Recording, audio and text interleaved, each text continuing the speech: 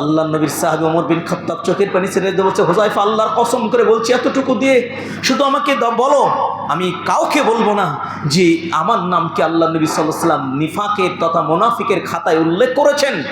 হুযায়ফা চোখের পানি ছেড়ে দিয়ে বললেন যে আমিরুল মুমিনিন, আল্লাহর কসম করে বলছি আল্লাহর নাম, আপনার নাম মুনাফিকের খাতায় নাই। সুবহানাল্লাহ। এরপর আমরা পৃথিবীর সর্বশ্রেষ্ঠ মহামানব যে নবীর আদর্শে আদর্শিত হতে পারলেই জান্নাত। মনে রাখবেন, পৃথিবীতে যত ইসলামের নামে যত দল, যত মত, যত পথ, যত রসম, যত রেওয়াজ, যত তরিকা, যত মাযহাব তৈরি হয়েছে, এর পিছনে সবচেয়ে বড় কারণ হলো আল্লাহর নবীর পরিপূর্ণ ইত্তেবা না করার কারণে। সবাই যদি আল্লাহ নবী সাল্লাল্লাহু আলাইহি ওয়াসাল্লামের পরিপূর্ণ ইত্তেবা করতো, তাহলে এত মাযহাব, মতবাদ, এত ফেরকা, এত পীর, এত রসম, এত রেওয়াজ তৈরি হতো না। সবাই আল্লাহ রাসূলকে মানলে একমাত্র আল্লাহকে মানা হতো, তাই না? এই জন্য যেই মহান নেতা বিশ্ব নবীকে মানলে জান্নাত পাওয়া যাবে, যাকে মানলে আমরা পরকালে নাজাত পাবো বলে আশাবাদী ইনশাআল্লাহ, সেই মহান নেতা বিশ্ব নবীর উপর সংক্ষিপ্ত দরুদ পাঠ করছি বলি সাল্লাল্লাহু আলাইহি ওয়াসাল্লাম। সূরা তাহরিম 66 নম্বর সূরা এবং 6 নম্বর আয়াত আমি খুতবার মধ্যে উপস্থাপন করেছি সংক্ষিপ্ত সময়। এই যে আমরা এখানে যারা আসি, আমাদের সবার জীবনের একটা টার্গেট হবে যে আমরা সবাই নিজেকে জাহান্নামের আগুন থেকে বাঁচাতে চাই। আগে আমি এখানে দাওয়াতি কাজ করতে আসার আগে আমার প্ল্যান হবে যে আমি যে দাওয়াত দিতে যাচ্ছি এটা আমার মধ্যে আছে কিনা, আমি নিজেকে বাঁচাতে পারবো কিনা জাহান্নাম থেকে। আল্লাহ সুবহানাহু ওয়া তাআলা বলছেন, ইয়া আইয়ুহাল্লাযীনা আমানু ও আনফুসাকুম আহলিকুম নার। হে পৃথিবীতে তোমরা যারা ঈমানদার, ঈমান নিয়ে এসেছো, আগে নিজেকে জাহান্নামের আগুন থেকে বাঁচাও, এরপরে তুমি অন্যর চিন্তা করো, তোমার পরিবারকে বাঁচাও, তোমার আহাল পরিবারকে বাঁচাও, সমাজের চিন্তা করো, কিন্তু আগে নিজেকে নিয়ে চিন্তা করো। তা আমাদের নিজেদের মধ্যে যে ত্রুটিগুলো রয়েছে, যে ভুলগুলো রয়েছে, এই ভুলগুলো দেখা যাচ্ছে যে একটা ভুল যেগুলো মানুষ প্রকাশ্য করে থাকে। একজন ব্যক্তি যখন আপনার প্রকাশ্য নিষেধাদ্রব্য পান করে, তখন সবাই তাকে চেনে যে এই লোকটা বিড়ি পান করে, এই লোকটা মানে জর্দা খায়। একজন লোক যখন সালাতের জামাতের টাইমও সালাত আদায় না করে মাঠে কাজ করে, তখন তাকে বেনামাজি হিসেবে সবাই চেনে। কিন্তু মানুষের আত্মিক কিছু পাপ রয়েছে, যেই পাপগুলো আপনার সাথে আমি থাকে, আপনি জানেন না, কিন্তু আমি সেই পাপি। তার মধ্যে একটা অন্তরে নিফাক তৈরি করা, যেটাকে মুনাফিক বলা হয়। অন্তরে হিংসা নেওয়া, অন্তরে অহংকার জন্মানো, অহংকার করা। যদিও অহংকারকে নিফাকের মানে আলামত হিসেবে চিহ্নিত করা হয়েছে কোরআনুল কারীমে।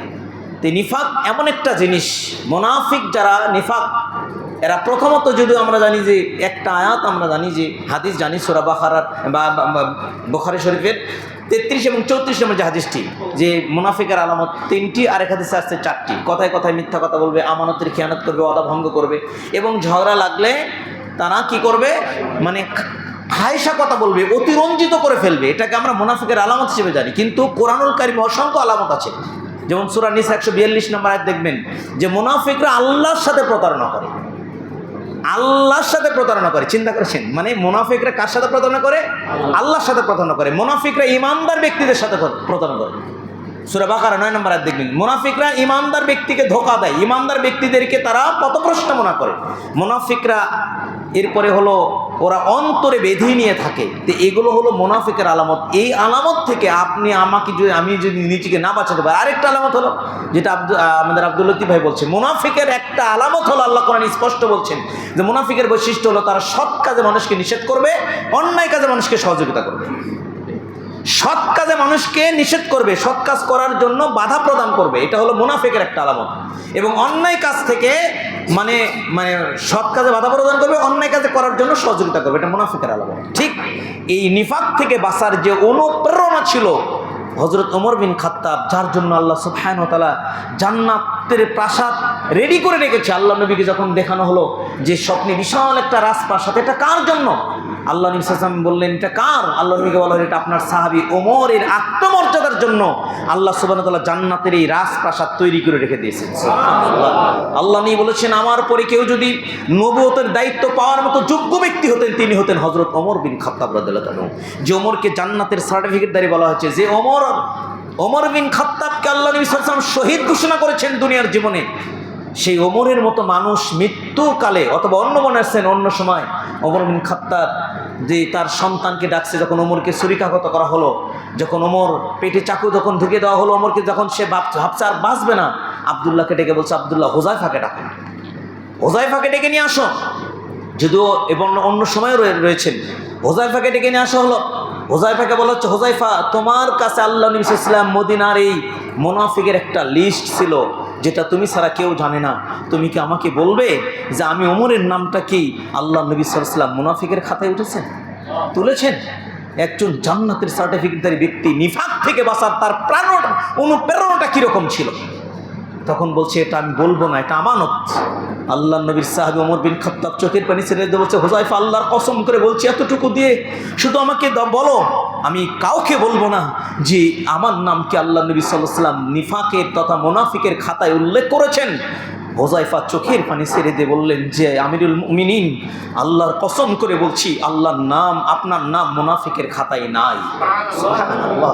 এরপরেও আমরা কাহিনী জানি, আম্মা জান আয়েশার কাছে পাঠালেন, তার কবরের জায়গা নেওয়ার জন্য অনুমতি দিলেন, কিন্তু আল্লাহ নবীর সাহাবী ওমর বিন খাত্তাব তার সন্তান আব্দুল্লাহকে বলছে, আব্দুল্লাহ শোনো, আমার জানাজায় দেখবে, আমার জানাজায় যদি হুযায়ফা অংশগ্রহণ করে তাহলে জেনে নিও আমি মুনাফিক থেকে মুক্ত, কিন্তু আমার জানাজায় যদি হুযায়ফা অংশগ্রহণ না করে তাহলে জেনে নিও আব্দুল্লাহ আমি ওমরের নামটাকে আল্লাহ নবী মুনাফিকের খাতায় লিখে দিয়েছে। তার মানে হুযায়ফা ওই ব্যক্তিদের জানাজায় যায়নি যাদের নাম আল্লাহ নবী সাল্লাল্লাহু আলাইহি ওয়াসাল্লাম মুনাফিকের খাতায় লিখে দিয়েছে। একজন জান্নাত প্রাপ্ত ব্যক্তি, একজন যার জন্য জান্নাতের রাজপ্রাসাদ অপেক্ষামান, সেই ব্যক্তি তার অন্তরকে নিফাক থেকে বাঁচার জন্য কতটা প্রেরণা দিয়েছে। আর আমরা আজকে আহলে হাদিস আন্দোলন বলেন, জমিয়ত বলেন, আহলে হাদিস বলেন, যে কোনো ব্যক্তি না করেন, আমাদের অধিকাংশ লোক আজকে আমরা দুনিয়ার এই নিফাকের সাথে জড়িত হয়েছি। আজকে আমরা ভাইকে তুচ্ছ করার জন্য মিথ্যা কথা বলছি, ওয়াদা ভঙ্গ করছি, আজকে আমরা নিজেদের মধ্যে আত্মগর্ব তৈরি করছি, অথচ আমাদের একবারও চিন্তা হচ্ছে না যে আমি এখন মারা গেলে আগামীকাল আমাকে কবরে রাখা হবে। এই অনুশোচনা, এই অনুপ্রেরণা আমাদের মধ্যে নিতে হবে। এই নিফাক থেকে আপনাকে আমাকে বাঁচতে হবে। এটা হলো আপনার অন্তরের রোগ। অন্তর রোগ হলো আরেকটা, যেটাকে হিংসা বলা হয়। আল্লাহ নবী সাল্লাল্লাহু আলাইহি ওয়াসাল্লাম বলছেন, লা ইয়াজিতামিয়ানি ফি আবদিল ঈমান ওয়াল হাসাদ। মুসনাদ আহমদ দ্বিতীয় খণ্ড 340 পৃষ্ঠা হাদিস। আল্লাহ নবী সাল্লাল্লাহু আলাইহি ওয়াসাল্লাম বলছেন, জেনে রেখো হে আমার উম্মত, জেনে রেখো হিংসা আর ঈমান কখনো পাশাপাশি থাকতে পারে না। এই জন্য অন্তর থেকে হিংসাটা দূর করতে হবে, আত্ম অহংকার থেকে আমাদেরকে বাঁচতে হবে।